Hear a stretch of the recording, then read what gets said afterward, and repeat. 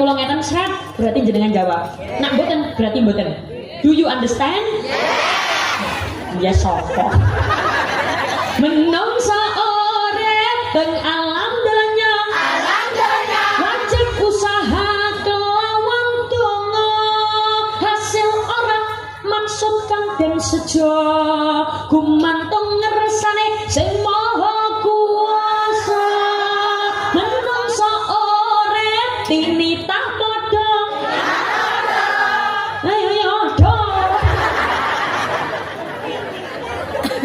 Bangga dunya dicetak beda.